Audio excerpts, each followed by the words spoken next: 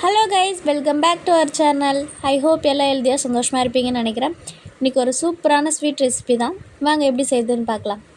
அதுக்கு ஃபஸ்ட்டு ஒரு பேனை நம்ம ஹீட் பண்ணிக்கலாம். அதில் வந்து 2 டேபிள் ஸ்பூன் அளவுக்கு கீ ஆட் பண்ணிக்கிறேன். உங்களுக்கு தேவைப்பட்டால் இன்னும் 2 ஸ்பூன் கூட ஆட் பண்ணிக்கோங்க. நான் 2 ஸ்பூனே போதுன்றதுனால நான் 2 ஸ்பூன் மட்டும் ஆட் பண்ணிக்கிறேன். இதில் வந்து நான் 1.5 கப் ரவை எடுத்திருக்கேன். நம்ம உப்புமா செய்விலே அந்த ரவை தான் எடுத்திருக்கேன்.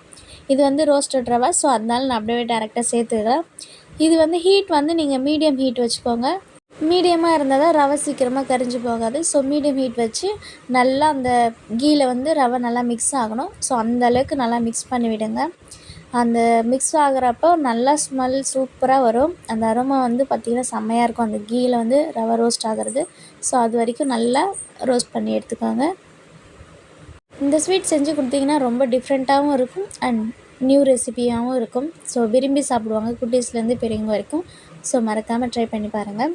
இந்த ரவை வந்து ரோஸ்ட் ஆகிறதுக்கு கொஞ்சம் டைம் எடுக்கும். ஸோ அதனால் நம்ம மீடியம் ஹீட் வச்சு ஹீட் பண்ணுறதுனால கொஞ்சம் லேட் ஆகும். ஸோ கைவிடாமல் நல்லா மிக்ஸ் பண்ணி விடுங்க, இல்லை கரிஞ்சு போக வாய்ப்பு இருக்குது.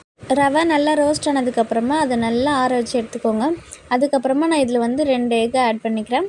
அதுக்கப்புறமா 1 கப் பால் வந்து ஆட் பண்ணிக்கிறேன். நல்லா மிக்ஸ் பண்ணி விடுங்க. எக்கு, மில்க்கு, ரவை 3மே மிக்ஸ் ஆகணும். ஸோ அந்தளவுக்கு நல்லா மிக்ஸ் பண்ணி விடுங்க.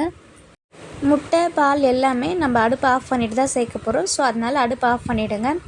ரவை நல்லா ஆறினதுக்கப்புறமா இது எல்லாத்தையும் மிக்ஸ் பண்ணிவிட்டு நல்லா ஒன்று சேர மிக்ஸ் பண்ணி விடுங்க. பால், முட்டை, ரவை 3மே நல்லா மிக்ஸ் ஆகி வரணும். ஸோ அந்தளவுக்கு நல்லா மிக்ஸ் பண்ணி விடுங்க. இந்த மாதிரி நல்லா மிக்ஸ் ஆனதுக்கப்புறமா நம்ம ஸ்டவ் பற்ற வச்சுக்கலாம். ஸ்டவ் பற்ற வச்சுட்டு மீடியம் ஹீட் வச்சு நம்ம நல்லா வறுத்து விடலாம். நான் ஸ்டவ் பற்ற வச்சுட்டேன். இதில் வந்து நீங்கள் வெண்ணிலா எசன்ஸ் ஊற்றிக்கோங்க. நான் வந்து 1 ஸ்பூன் அளவுக்கு வெண்ணிலா எசன்ஸ் மிக்ஸ் பண்ணிக்கிறேன்.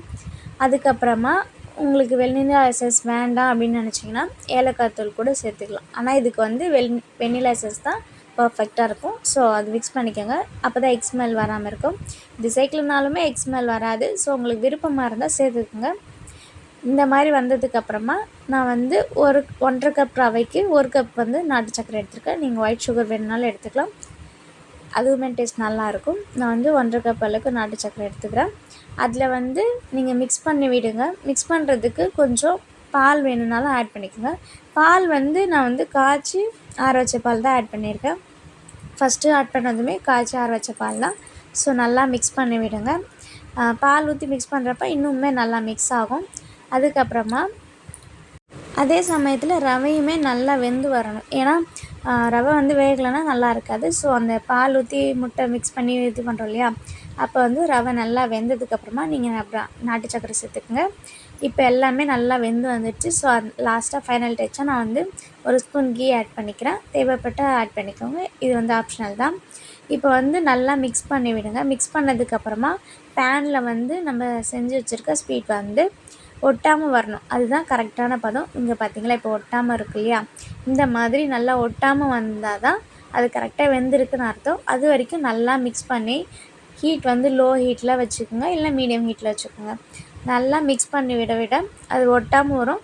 அப்போ தான் வெந்துடுச்சுன்னு அர்த்தம். இது வந்துடுச்சு பார்த்தீங்களா. இந்த மாதிரி வந்ததுக்கப்புறமா நீங்கள் எடுத்து சர்வ் பண்ணால் சூப்பராக